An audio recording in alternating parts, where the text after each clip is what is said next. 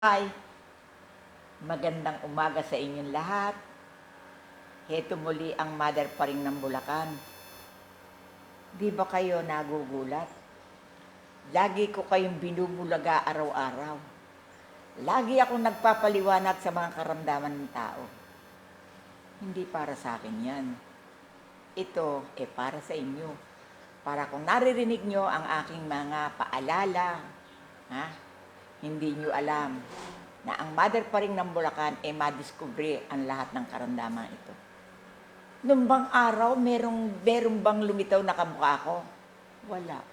Nakaupo ang mga tao na mga matatanda na walang naiintindihan kahit ano. Pero ngayon, ang mother pa rin ng Bulacan, kahit napakabigat ng mga pagsubok na pinagdaanan sa mundo. Heto, alam nyo, laban pa rin ako ng laban. Ang gusto ko kasi, yung mga problema nyo, maipaliwanag ko sa inyong isa-isa. Kagaya lang yan, diabetes. Hindi ninyo alam na yung magkabilang side pala ng inyong balakang, may sugat na sa loob. Ang akala ninyo, sumasakit lang ang balakang nyo. Pero nadiskubre ng kamay kong ito, na ipinadiskubre sa akin lahat ng mahiwag ang krosipilyo. Kaya kapag kayo nakasugat, anumang gamot ang gawin ninyo, hindi mapagagaling. Itanong Julie sa akin kung bakit. Kasi nasa sa loob yung sugat, nasa loob. Ngayon, kung ito ay masisilip ko, malalagyan ko pa ng gamot na lunas. Ano yon? Langis, Vicks, yung pambomba ko, at marami pang iba. Itong aking lugar ay tungkol sa paniniwala. Kaya kung sakali man nakikita nyo ang matandang mother for ring, laging nakangiti sa inyo na parang binabati ko kayo na halik kayo, makinig kayo sa akin at hindi kayo madidihado. Bagkos, kahit yung iba may sinasabi, nagtitiyaga pa rin ako sa inyo. Dahil ito'y kayamanan ninyo na ibinibigay ko sa inyo na dapat ay maintindihan yung isa-isa. Pag ninamnam nyo, sinabi ko, meron kayong mapupulat, matatauhan kayo. Kumbaga man na Super Mary yung taginting ng boses ko, ano na naman ba yung balita ng mother pa rin? Hoy, magsigisi nga kayo. Huwag nga kayo magtanga-tangahan. Kasi eto na ako, matalino akong tao. Kaya ako tumalino sa bigay ng ating Panginoon para raw kayo gisingin ko.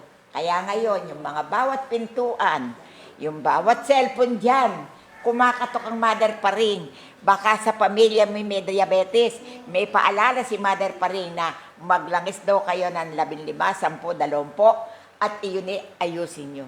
Kapag kayo uminom ng langis, yung inyong tiyan nagkakaroon ng sariwa. Hindi makasasama ang langis. Basta, pag uminom kayo ng langis, 3 beses na sunod-sunod, 5, 5, 5. 3 beses sa 3 araw. Tagalugin ko. 1 beses lang 1 araw. Kaya kung sakali man, wala nang magtatanong sa akin na paano po ba paggamit ng langis? Palakpakan yan. Ano po ba? Ano po ba? Kapag kayo, lahat kayo magtatanong sa akin, baka ako hindi na kumibo at mapakinggan ko na lang ang mga boses ninyo. Ngayon, ang tenga nyo, mga buksan nyo, kahit nawari mo, narinig lang ng isang apo, yun palang diabetes gamutin langis. Kasi naliligtasan yan ang prostate, naliligtasan yan ang colon, naliligtasan yan ang PCOS, naliligtasan yan ang myoma, naliligtasan yan ang dialysis. Kasi nananariwa, kahit paano may lumalabas, lalo, kung ipagpapatuloy niyo pa yung paniniwala, turo ako ng turo sa inyo. Lahat ng nanggagaling dito, marunong na kayong gumamit ng labatiba. Kasi tinuro ko na sa inyo, ang sagot ko sa inyo, heto, labatiba, tinuro ko na sa inyo, gamitin nyo na sa pamilya nyo. Pero wag nyong gagamitin sa ibang tao. Itanong nyo sa akin kung bakit. Kasi kung hindi makabuti doon, makakagalitan pa kayo. Palakpakan yun. Kaya ang dapat dito, makinig kayong mabuti. maligamgam na tubig. Ha? Tapos may langis. Ha? Magdadasal kayo. May dasal din to. Sagot kayo. Kasi may pagkakataon na pag hindi tama ang dasal nyo, napapariwara. Mga kapatid, naniniwala ba kayo? Sagot. Kaya kung ako man ay nagsabi, sabi nga mahirap magdunong-dunungan, lalo sa larangan ng panggagamot. Mga nakikinig sa akin, akala nyo ba? Akala nyo ba? Maligaya ako sa buhay ko? Hindi. Kasi kapag kayo pumunta dito, yung lahat ng problema nyo nakapataw na sa akin. Nagsalita lang kayo, tumimo na sa isip ko. Nag-isip na ako na nag-isip kung paano ko kayo matutulungan. Akala nyo ba ganyan lang ang maging mother pa rin? Kaya kahit na kayo may sinasabi sa akin, nakikinig lang ako sa inyo, tinusukatan ko lang kayo kung anong kayong uring mga tao. Yung baka, kaya isang mother pa rin na ganito na nagmamalasakit sa inyo, may sasabihin pa kayo, pasalamatan nyo nga. Hanggang ako man lang ay buhay, makausap nyo.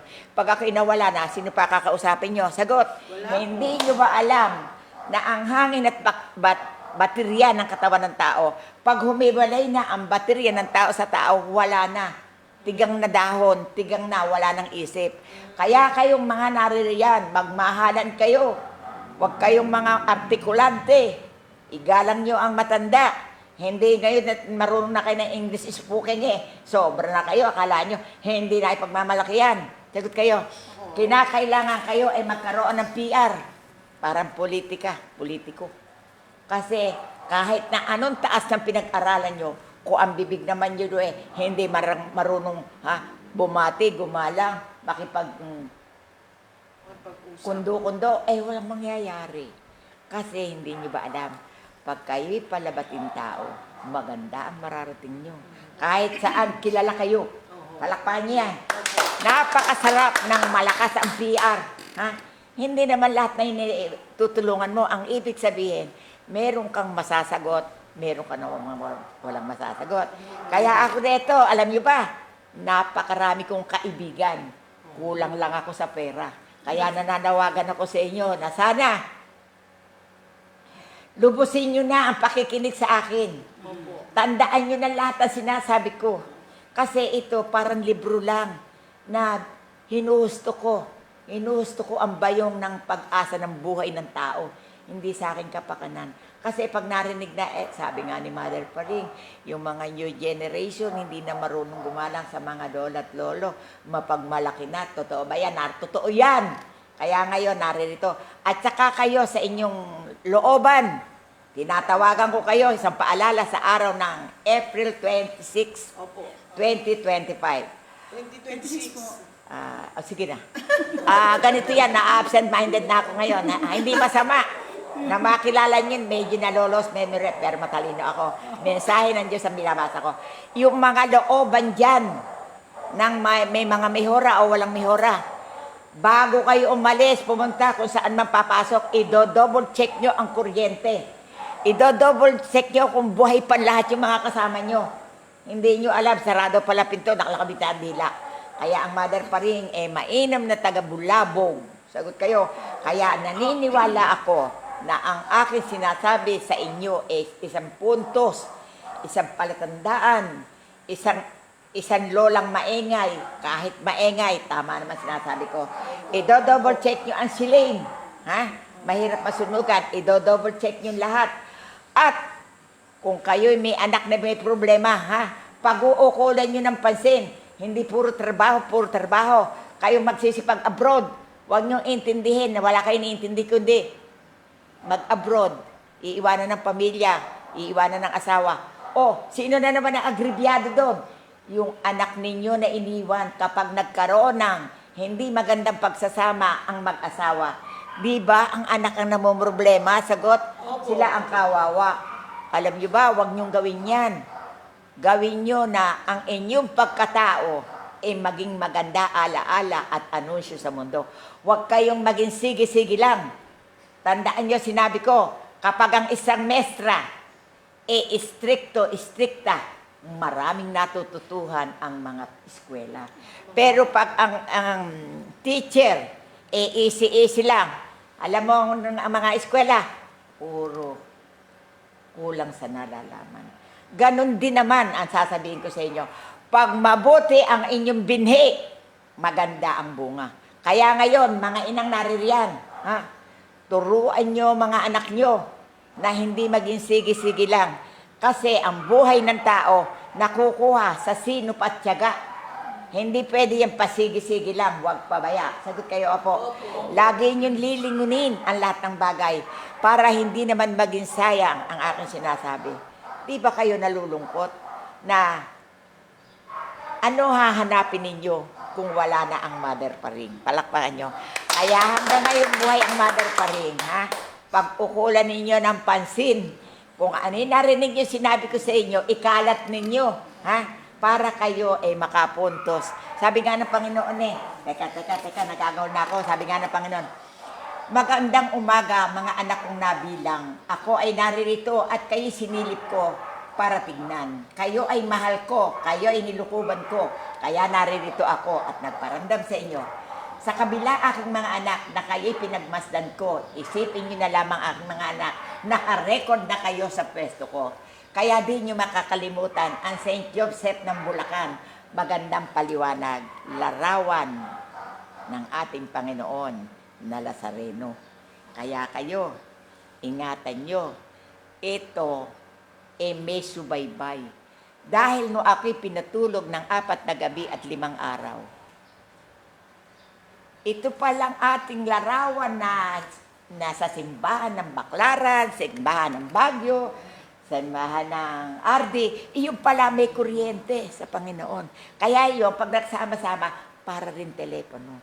At natutuhan ko rin na ako iburol ng 4 na gabi at 5 araw. Yan palang kandila. Kahit hindi nyo sindihan, may ibig sabihin sa Panginoon. Kaya yung aking mga binabalita sa inyo, alam nyo ba, hindi nyo makakalimutan. Kaya ngayon, kung ano man ang naririnig nyo sa akin, sana pag-uukulan nyo ng pansin.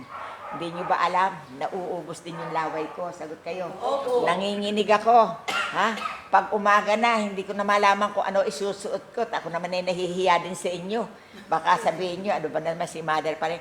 Kaya kahit gayak na papilipilipit, gumagayak ako. Para yung aking sinasabi inyong paniwalaan. Mga kapatid, kapag hindi ka nagbihis at ikay nagsasalita, hindi ka paniniwalaan. Kaya ngayon, bago kayo umalis sa inyong bahay, ayusin yung lahat. Ngayon, pag kayo matanda na, wala nang pagkukunan. Sagot kayo. Kaya ako, naririto, ang aking pakisama sa inyo ay kay ganda. Ibig sabihin ng Panginoon ay ganito, ang lahat ng mabuti ay pulutin ninyo. Ang lahat ng masama ay inyong iwaksi. Kaya ang aking mga binanggit sa araw at oras na ito, lalong-lalo yung mga may sakit sa bato, na kayo ang creatinine ninyo tumataas, pag-aralan nyo, makinig kayo at tignan nyo kung ano nararapat. Magpatulong kayo kung kinakailangan. Alam nyo ba, kahit mahaba-haba ang aking sinasabi, ayaw pa akong tigilan ng pagsasalita Kung nanamnamin nyo, alam nyo, nakaupo ako dito. Nakikiramdam lang ako kung ano sasabihin. Itong lahat na ito, nasabi ko na sa inyo na hindi ko naiintindihan. Lumalabas lang po sa dila ko. Kaya, ito po banggit niya. Kaya kayo, aking mga anak, ay aking sadyang tinawagan. Mother pa rin ng Bulacan, ginamit kong kasangkapan.